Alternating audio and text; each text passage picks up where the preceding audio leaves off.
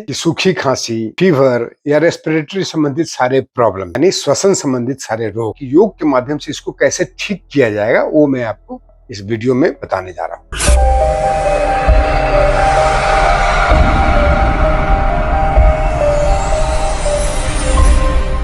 खास करके वैसे प्रॉब्लम्स जो श्वसन संबंधित प्रॉब्लम्स हैं, जो आपके संक्रमण के दौरान वायरल संक्रमण के कारण हो रहा है या मौसम परिवर्तन के कारण हो रहा है या कोई एलर्जी है उसके कारण हो रहा है। इस तरह के अनेक बहुत छोटे छोटे कारण हैं। बहुत लोगों को बॉडी की इम्यूनिटी कम जाते हैं, जिसके कारण भी हमारे वायरल प्रॉब्लम्स बहुत अक्सर हुआ करते हैं।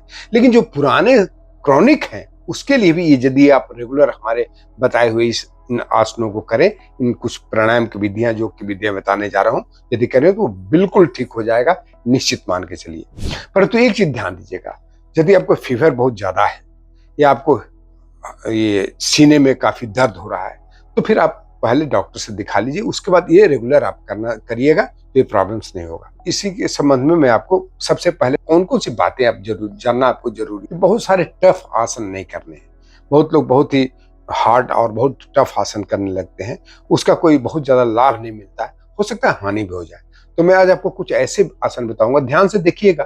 तो इसमें हम आसन सबसे पहले शुरू करते हैं। आसन में कौन कौन से आसन करेंगे। सबसे पहला आसन जो मैं बताता हूँ, चूंकि ये रेस्पिरेटरी का प्रॉब्लम है, गले से रिलेटेड, थ्रोट से रिलेटेड और लंग्स से रिलेटेड प्रॉब्लम्स होते हैं, इसकी कैपेसिटी को बढ़ाना है और हम आपको कफ रोगों को भी दूर करना है, जिससे कि आपको संक्रमण न हो, फीवर न हो। तो सबसे पहला आसन हम क्या करेंगे, चेस्ट एक्सपेंशन वाले जितने सारे आसन करना है। उत्तान मंडूकासन, ये हम वज्रासन में आप जानते हैं, वज्रासन में आ जाए, दोनों पैरों को फैला दें इस तरह से और दाहिने हाथ को बाएं कंधे पर लेके जाए, बाएं हाथ दाहिने कंधे पर लेके जाए। देखें आपका चेस्ट 10 टाइम्स ज्यादा एक्सपैंड हो जाता है। अब आप इसमें लंबी गहरी सांस भरना और लंबी गहरी सांस छोड़ना शुरू करें। कितने बार करें? 10 टाइम्स करें।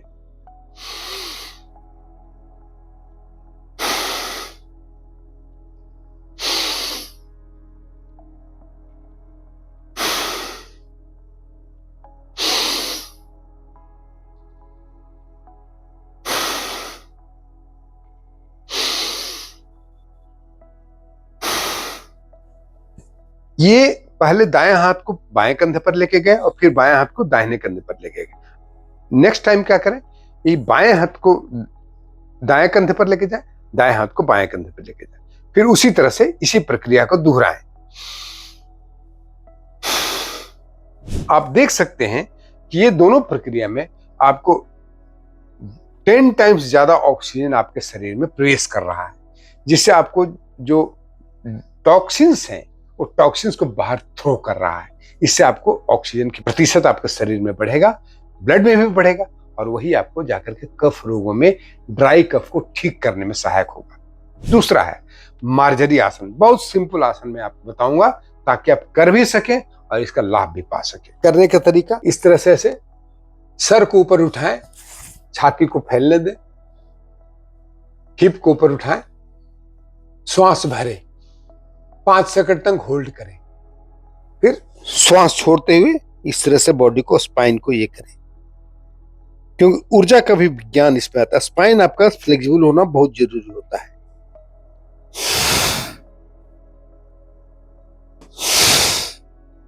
फाइव टू 10 टाइम्स इसको करें। जब भी करें तो 5 सेकंड तक कैट पोज में और 5 सेकंड तक काउ पोज में होल्ड करके रखें। ठीक है। अब अगला चलेंगे जिसे कहते हैं भुजंगासन। ये भी हमारा चेस्ट एक्सपेंशन वाले और चेस्ट में मैक्सिमम आपको स्ट्रेंथ देने वाला आसन है। इस तरह से ऐसे बैठ जाए, हाथ को रखें, श्वास भरते हुए ऐसे आए,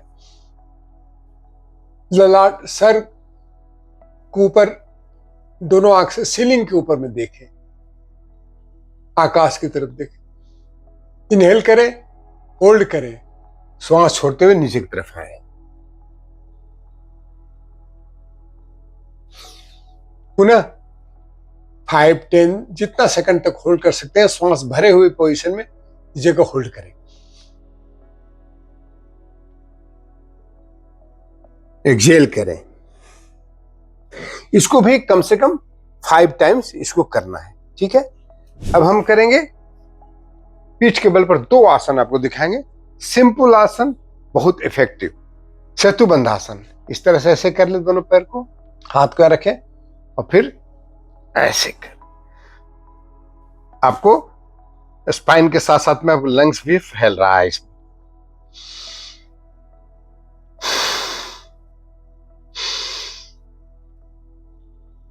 हर समय में इसे 20 to 30 सेकंड होल्ड करें, फिर आ जाए, फिर उसको उठाएं, 30 सेकंड होल्ड करें, नीचे आ जाए।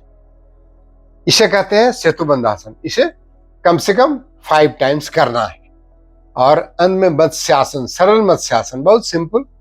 हाथ को ऐसे रखें जमीन पर, सर को उठाएं इस तरह से, हाथ के वजन, और इस तरह से क्राउन पर सर को रखें। गजब का लाभ मिलेगा इससे आपको। गला, थ्रोट, चेस्ट तीनों एक साथ एक्टिवेट हो जा रहे हैं। आराम से इस तरह से ऐसे आ जाए। अब फिर इसे भी कम से कम 3 टाइम्स जरूर करें।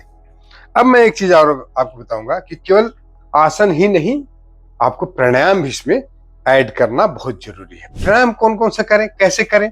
एक चीज ध्यान रखिए, कोई भी चीज तेजी से नहीं करना है इसमें, क्योंकि श्वास और खांसी है। और इसको प्राणायाम को बुखार में भी कर सकते हैं, ठीक है। तो उसमें हम लोग सबसे पहले अनुलोम विलोम प्राणायाम करेंगे, ताकि हमारे दोनों श्वसन तंत्रिका बैलेंस रहे, लेफ्ट लंग्स भी, राइट लंग्स भी, दोनों हमारा, और दोनों ब्रेन भी बैलेंस रहे।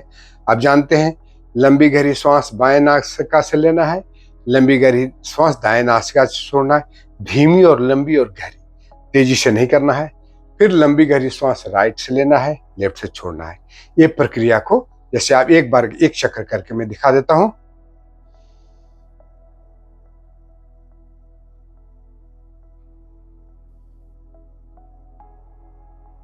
राइट से लिए,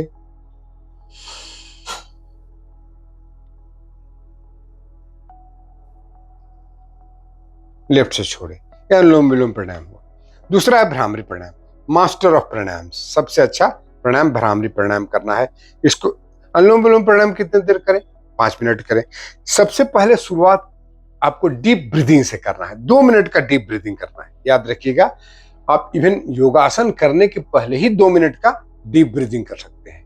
उसमें लंग्स में जितना ज्यादा से ज्यादा हो सकता है श्वास को भरने की प्रयास करें।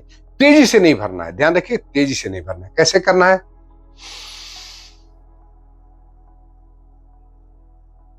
2 सेकंड तक होल्ड करें,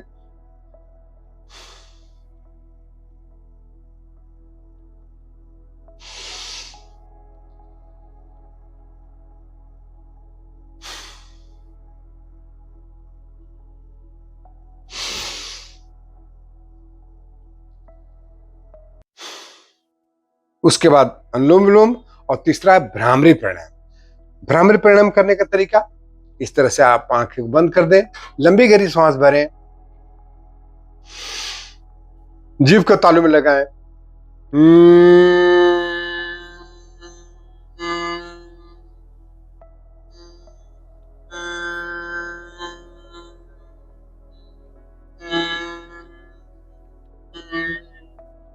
इसे कम से कम 6 से 7 बार करें। ट्रैकिया को क्लीन करता है। ये आपका ट्रैकिया जो है ना, जहां पर आपका श्वास तेज होता है, वहां पर वाइब्रेशन करता है तो क्लीन होता है, ठीक है। उसके बाद आप करना है, यदि फीवर है आपको तो चंद्रभेदन प्राणायाम जरूर करिएगा। यदि फीवर नहीं है तो चंद्रभेदी प्राणायाम करने की आवश्यकता नहीं है। अदरवाइज फीवर में नहीं, यदि आप फीवर नहीं है करते हैं तो इसमें कोल्ड का प्रकोप इसमें ज्यादा बढ़ता है। लेकिन यदि फीवर है तो आप निश्चित रूप से आप चंद्रभेदी प्राणायाम करें। उसको करने का तरीका क्या है? लेफ्ट से सांस लेते हैं, राइट से छोड़ते हैं। इसमें याद रखिए, लेफ्ट से लेते हैं, राइट से छोड़ते हैं। लंबी गहरी श्वास, धीमी श्वास।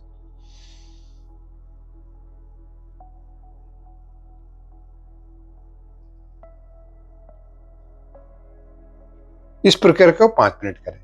और सबसे अच्छा उज्जाई प्राणायाम।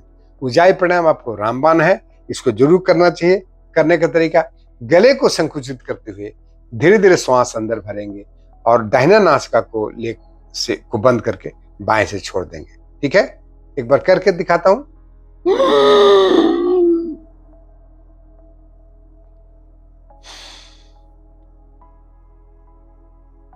चाहे तो आप श्वास को थोड़ी देर होल्ड करें, ठुड्डी को छाती से लगा करके, वो भी मैं करके दिखाता हूं, वो बेटर है इससे।